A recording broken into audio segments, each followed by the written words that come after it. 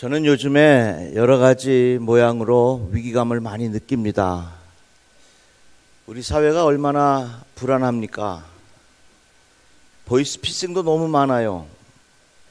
전화가 오면 일단 의심부터 합니다. 누가 친절을 베풀어도 저 사람이 나를 어떻게 이용하려고 저런 수장을 벌이는가 하는 그런 마음이 들 정도로 믿지 못하는 세상이 되었습니다. 문화적으로는 어떻습니까? 그리고 우리의 가치관이 얼마나 많이 흔들리고 있습니까? 남자가 남자를 사랑해서 결혼을 하고 또 결혼을 한다고 하면 목사님이 주례를 서야 하고 뭐 이런 일들이 앞으로는 얼마든지 일어날 수 있을 것입니다. 이것은 잘못됐다. 그렇게 소리 높여 말하면 마치 시대에 뒤떨어진 사람인 것처럼 그렇게 몰아붙이는 그런 세상이 되고 말았습니다. 우리의 신앙생활은 어떻습니까?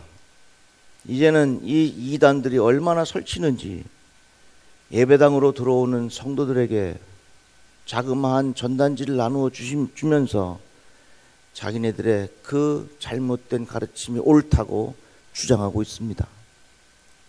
신천지가 교회 사무실에 찾아와서 왜 여기는 신천지가 이단이라고 써붙여 놓았느냐, 우리들하고 논쟁하자고 그렇게 얘기를 하더랍니다. 논쟁할 가치도 없고 논쟁할 필요도 없습니다. 그만큼 여러 가지 모양으로 우리의 삶에 흔들리는 요소들이 많이 있습니다. 몇 년 전에 지진이 일어나서 당황한 적이 있습니다.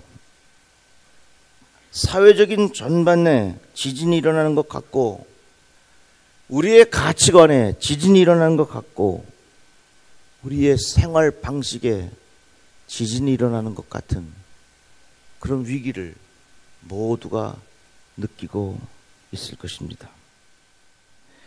이런 상황 속에서 디모데에게 보낸 사도 바울의 편지를 들어보십시오. 내가 속히 내게 가기를 바라나 이것을 내게 쓰는 것은 만일 내가 지체하면 너로 하여금 하나님의 집에서 어떻게 행하여야 할지를 알게 하려 함이니 이 집은 살아계신 하나님의 교회요 진리의 기둥과 터니라. 이 말씀은 사도 바울이 디모데에게 가려고 했는데 그 가는 시간이 자꾸 지체되는 겁니다. 그래서 디모데가 지금 섬기는 교회를 이렇게 잘 세워지도록 해야 한다. 교회가 뭐냐? 교회는 하나님의 집이다. 교회는 진리의 기둥이고 진리의 터다. 이것을 사도 바울이 강조하는 것입니다. 기둥은 뭡니까? 떠받쳐주는 게 기둥이에요. 터라고 하는 건 뭡니까? 그 터 위에 집을 짓습니다.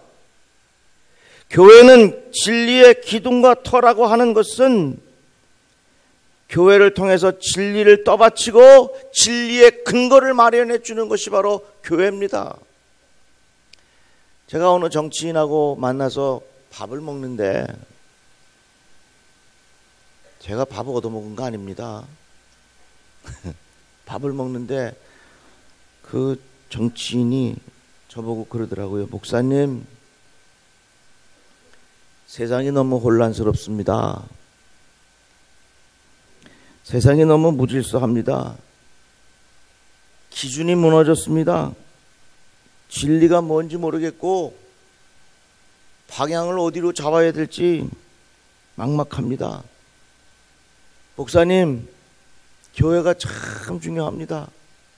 목사님, 우리들에게 진리를 가르쳐 주시고 우리에게 기준을 가르쳐 주시고 우리에게 방향을 가르쳐 주십시오. 그 이야기를 듣고 제 마음이 감동이 되었습니다. 아, 정말 그렇다. 교회는 뭐냐? 세상의 진리의 기둥이에요. 세상의 진리를 정확하게 제시해 주는 것이 바로 교회가 되어야 합니다. 그러면 이 진리가 어디에 있느냐? 예수에게 진리가 있어요. 예수께서 말씀하셨어요. 내가 곧 길이요 진리요 생명이라 말씀하셨습니다. 예수님이 인생의 길이에요. 예수님의 인생의 진리예요. 길과 진리 대신 예수를 따라가면 결국엔 도달하는 것이 생명이라는 것입니다. 그러니까 여러분, 이 세상이 굉장히 혼란스러워요. 생활 방식이 무너졌어요. 과거에는 다 밥 먹고 과일 먹는다 그러는데 요즘에는 과일 먹고 밥 먹으래. 이런 게 한두 가지가 아니에요. 기준이 무너지고 생활 방식이 무너지고 방향이 무너지고 너무너무나도 우리의 가치관에 혼란스러운 일들이 많이 일어나고 있어요. 그런데 예수께서 말씀하시기를 내가 길이다, 내가 진리다, 내가 생명이라 말씀하였습니다. 그래서 교회는요, 이 세상에 하나님의 진리의 말씀을 정확하게 전해야 될 줄로 믿습니다. 기본이 흔들리는 세상에, 기준이 흔들리는 세상에 이 교회의 역할이 얼마나 중요한지 몰라요. 교회는 진리의 터요, 그리고 교회는 진리의 기둥이라 이렇게 말씀했습니다. 그러면 어디서부터 우리들은 진리의 뿌리를 두겠는가? 예수님이 진리요. 다 같이 아멘. 그래서 교회는요, 예수가 충만해야 돼요. 아멘 좀 해봐요. 다 같이 아멘. 교회는요, 그리스도의 영이 충만해야 되는 거예요. 교회는요, 어떻게 하면 예수님이 기뻐하실까, 이 생각이 가득해야 되는 거예요. 이 세상에는 삶의 방식이 있지만 하나님의 말씀은 하나님의 방식이 있어요. 예수께서 제자들을 보니까 제자들이 누가 더 큰 자냐 이거 갖고 싸워. 이 제자들의 이 논쟁과 싸움은요, 이 세상이 다 그래요. 누가 더 높으냐, 누가 더 권력이 있느냐, 누가 더 월급 많이 받냐, 누가 더 좋은 집에 사냐, 계속해서 누가 자라나가기가 어린아이들만 하는 게 아니라 죽을 때까지 누가 더 큰가 이거 생각하고 있어요.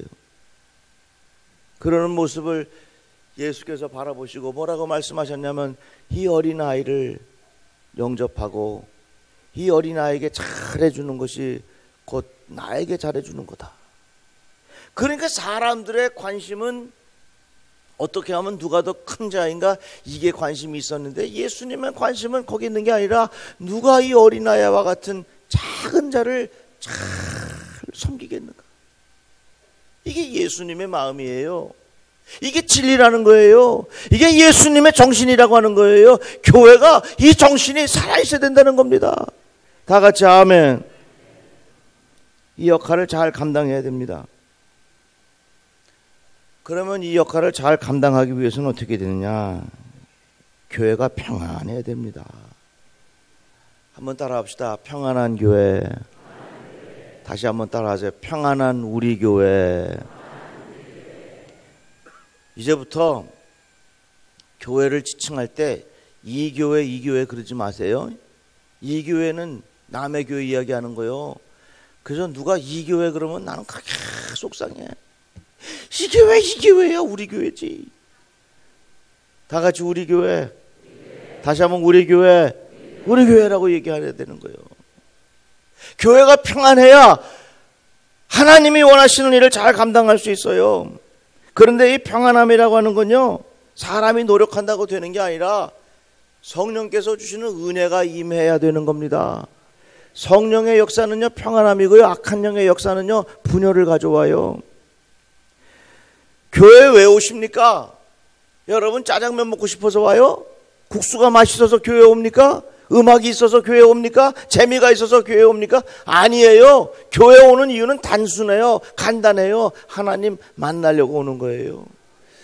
우리 인간은 영적인 존재이기 때문에 하나님께서 우리들의 마음속에 영혼을 사모하는 마음을 주셨다는 것입니다. 배가 고파서 먹을 것을 찾는 것처럼 영적으로 내가 굶주리기 때문에 영적인 만족함을 얻기 위하여 오는 거예요. 하나님 말씀 듣기 위하여 오는 거예요. 하나님의 은혜를 경험하기 위해서 오는 것입니다. 그런데 이렇게 찾아온 교회가 분열이 생기고 갈등이 생기면요, 그 하나님의 임재하심을 경험하기 어려운 환경이 된다는 겁니다. 교회가 싸워, 교인들이. 그래서 일부 교인은 교회 본당에서 예배드리고 또 다른 교인들은 저 마당에서 예배드리고, 이런 교회 되면 되겠어 이거? 그런 곳에 하나님의 임재하심을 경험할 수 있는 영적인 환경이 되겠느냐 그 말입니다. 그렇기 때문에 교회는 어떻게 해야 되냐? 평안해야 돼요. 다 같이 아멘. 옆에 분에게 한번 인사합시다. 평안한 우리 교회입니다. 이렇게 한번 인사해요.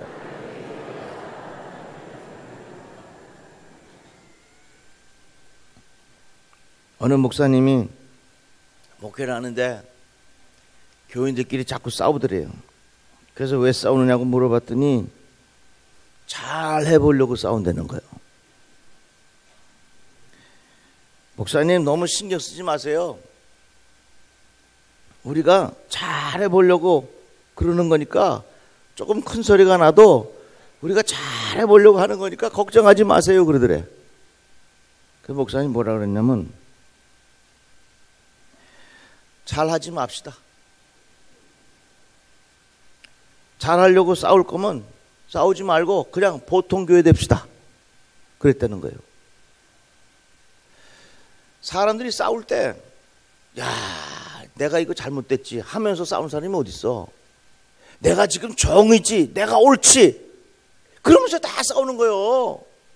서로 의견이 충돌될 때, 아이고 내가 이거 잘못된 의견이지, 그래가지고서 자기 이야기하는 사람이 어딨어. 내 의견이 옳다고 생각하고 다 우기는 거지.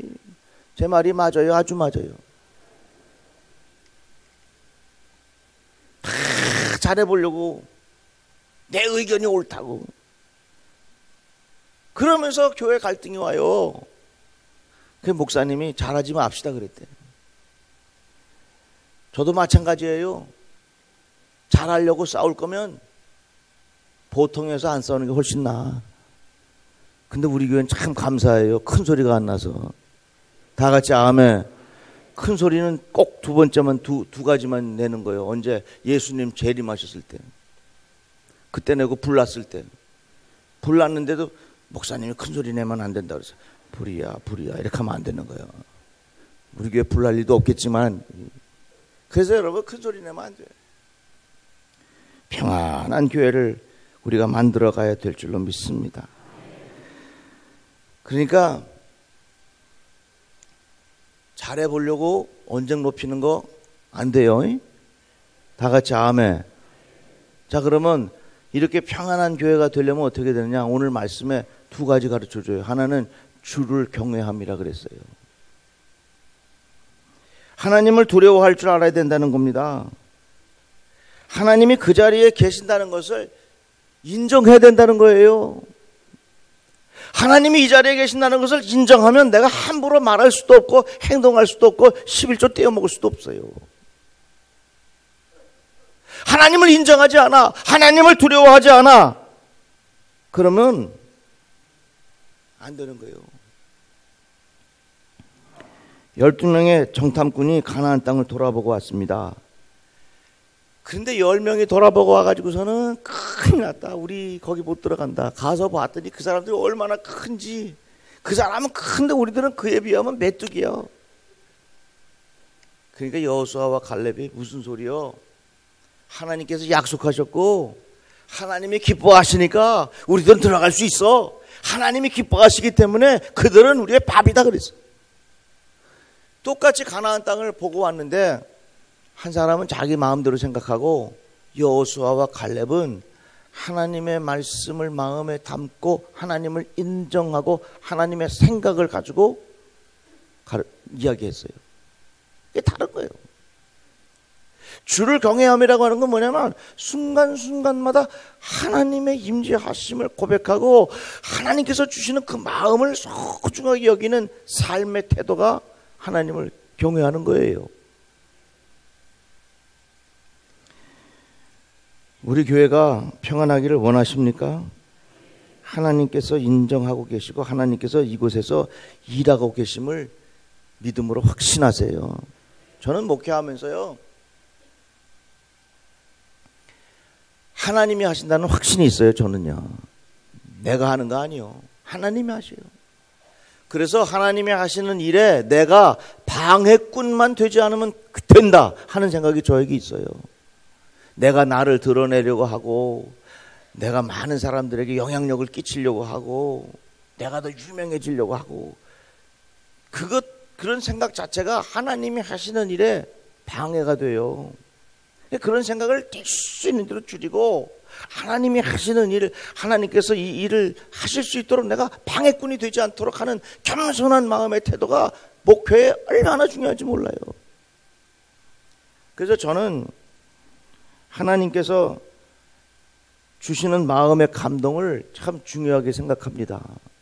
어제 말고 지난 토요일 날 당회를 위한 기획위원회가 열렸습니다. 10시에 열렸어요. 그날 아침에 막 눈도 오고 그랬는데, 그 아침에 제가 이경자 권사님이 아주 위독하다는 소식을 들었습니다. 그런데 병원은 저기 고대 안암병원이고 면회 시간은 낮 12시예요. 눈도 오고 하니까 교통은 막히지요. 그런데 이 기획위원회 10시부터 시작하는데 이 회의가 굉장히 중요한 회의거든요. 그 회의를 하면서도 마음이 조급한 거야. 내가 어떻게든 저길 가야 되는데. 근데 참 은혜 가운데 회의를 잘 마치고 제가 부지런하게 달려갔어요. 가서 권사님 머리에 손을 얹고 간절히 위하여 기도했습니다. 그랬더니 그 권사님이 정신이 또렷또렷 하신데, 목사님 바쁘신데 어떻게 오셨어요? 목사님 감사해요. 그리고 돌아오는 길에 그 권사님이 소천하셨다는 소식을 들었어요. 목회가 그런 겁니다. 하나님께서 주시는 끌리는 마음이 있어. 하나님께서 주시는 내 마음을 저쪽으로 확 밀어가시는 그런 하나님의 임재하심을 제가 순간순간 느껴요.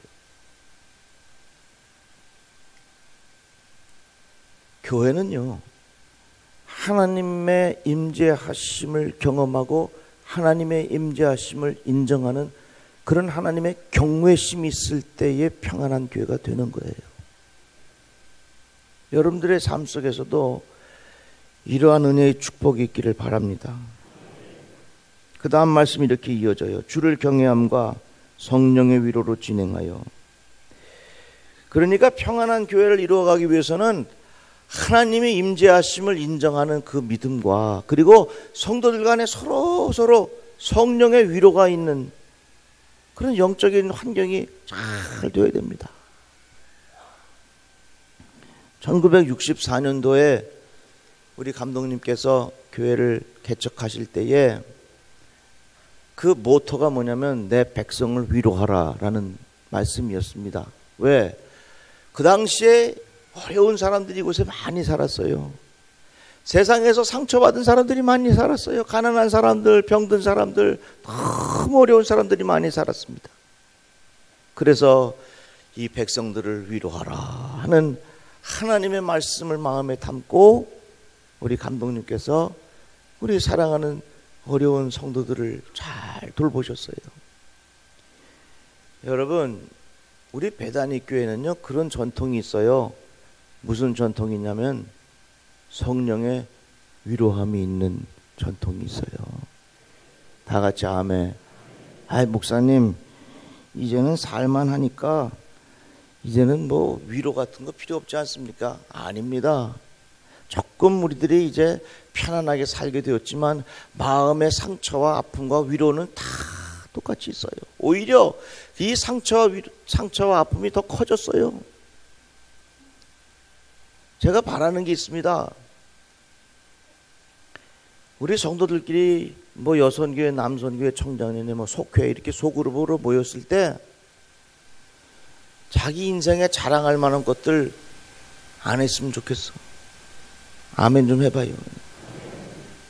내가 말이야 돈이 이만큼 많거든.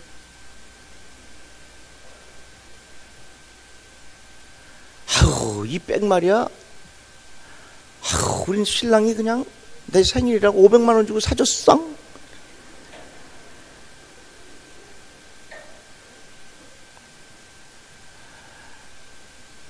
자기의 가진 것을 자랑하고 자기의 지위를 자랑하면 주변의 사람들에게 상처가 돼요. 성령의 위로함이 있는 교회는 자랑을 드러내는 게 아니라 자기의 아픔을 다 솔직하게 이야기할 수 있는 그런 환경. 다 같이 아멘. 에휴, 나 가슴 아픈 일이 있어. 글쎄 우리 딸이 시집 갔다가 그냥 이혼하고 돌아왔어. 얼마나 가슴 아프고. 그 돌아온 딸도 얼마나 힘들겠어. 그럴 때 뒤에서 수근수근하면서 말해. 그냥 왔디야 돌싱이래.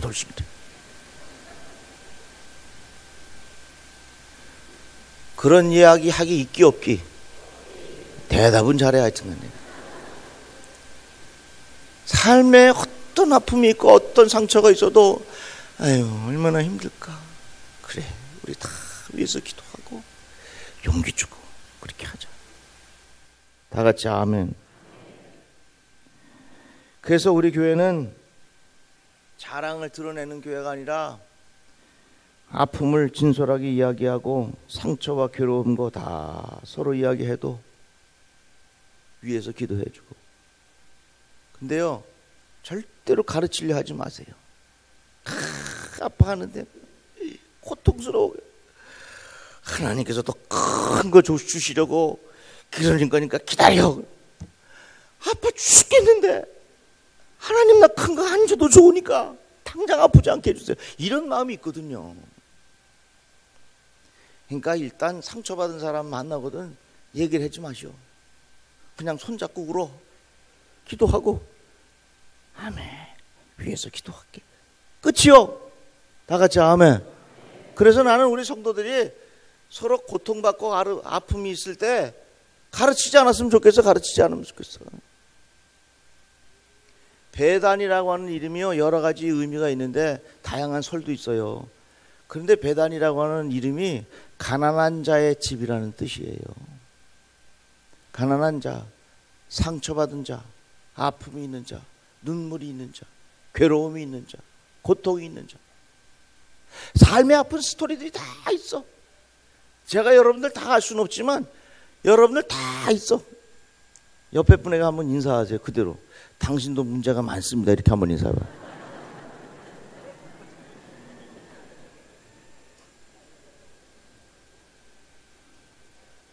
다 웃고 있지만 웃는 게 아니요. 겉으로는 웃지만 속으로는 울고 있어. 그런데다가 우리 그냥 여기서 막 자기 자랑거리 막 내놓고 말이죠. 그거 이야기하면 서로 마음 아파. 어떤 아픔이 있어도 다 드러내놓고 그거 다 진솔하게 우리가 덮어주고 위에서 기도해주고. 배단이 말 그대로 가난한 자의 집에 그 정신이 우리 성도들의 마음속에 피 속에 그게 살아있었으면 참 좋겠어요. 다 같이 아멘. 저희 딸이 시집가 갖고서 애 키우고 하다 보니까 이 친정엄마 손길이 얼마나 필요한지 몰라. 그래서 내가 그걸 가만히 보면서 야, 이 시집간 딸에게는 친정엄마의 손길이 이렇게 중요한 거구나. 내가 깨달았어요. 시집간 딸만 그럴까요? 우리 인생살이에 친정엄마가 얼마나 필요해. 목사님, 남자가 무슨 친정엄마가 있습니까? 다 친정엄마의 품이 필요한 게 우리 인생입니다. 저는 우리 교회가, 배단위 교회가, 우리 배단위 교회가 이 험한 세상을 살아가는 모든 성도들에게 친정 어머니의 품과 같은 그런 따뜻한 교회가 되기를 주의 이름으로 축복합니다.